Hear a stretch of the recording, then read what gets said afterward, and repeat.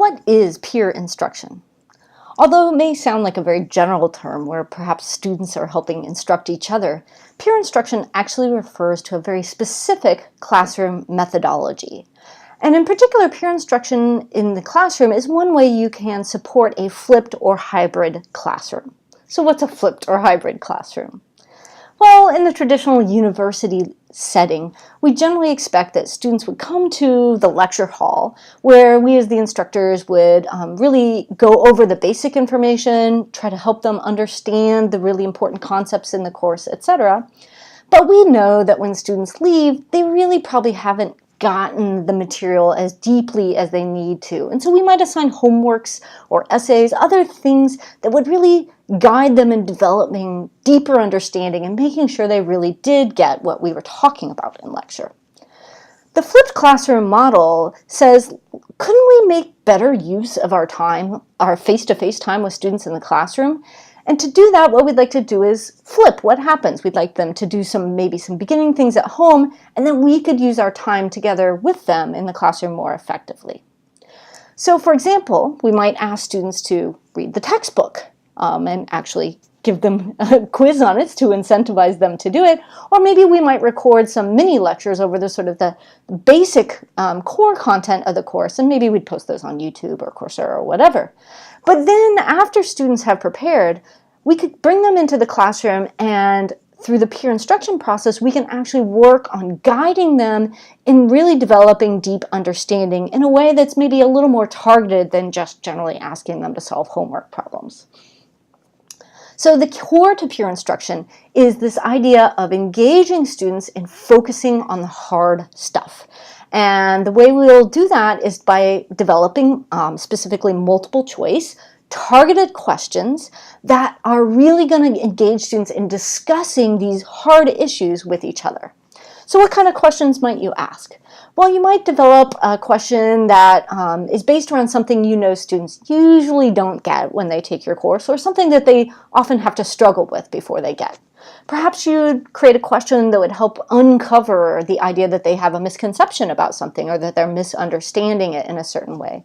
Or perhaps you really want students to be guided in developing reasoning or argumentation skills, and give them a chance to practice that there in the classroom, where you could give some feedback in a sort of lightweight way before maybe you would assign them an essay or a research paper.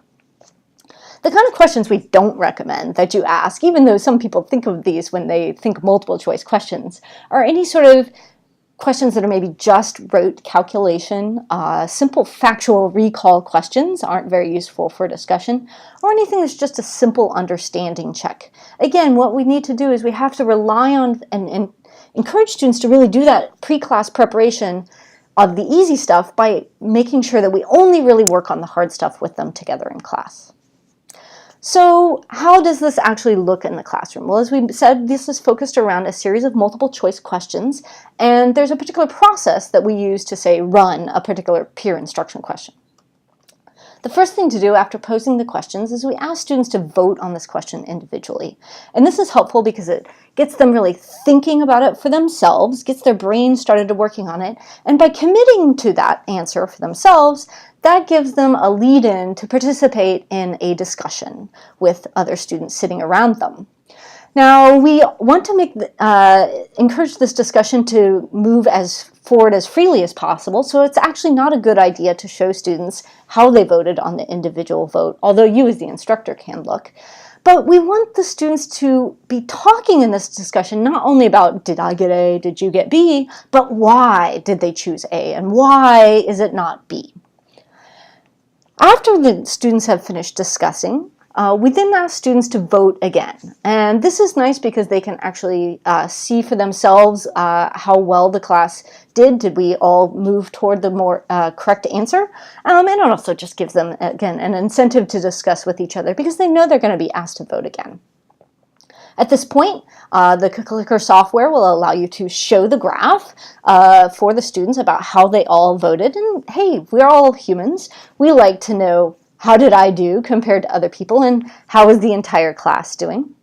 And this should be followed up with what is called the class-wide discussion. So before you as the instructor maybe say, oh yeah, the answer is C, it's very useful to ask different students in the groups, well, what did you guys talk about in your group? This is helpful because the students can give the explanations in their own words. And sometimes that's something that other students actually understand better than they do our explanations as experts.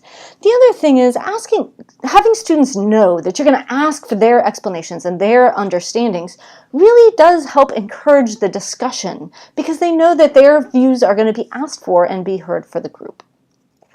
Finally, it's always a good idea as the instructor to model how you think about a problem, or perhaps wrap it up with a summary of what we should really have learned from this problem is the following, or perhaps even go on to a little bit of a mini lecture to further explain something if there was a challenge for the class. So if you're interested in more information, and particularly some more motivational information about why you might want to use peer instruction, there are some videos of instructors and students discussing why they use peer instruction and how they experienced it, particularly here at UCSD. If you visit the Center for Teaching Development's website and look under Services, Peer Instruction with Clickers, and Why Use Peer Instruction, we have some videos. And also at the Carl Wyman Science Education Initiative website, under their resources and video, they have a video specifically called Clickers, Students and Teachers Speak, where you can hear a lot about how students and faculty have experienced the use of peer instruction in their classes.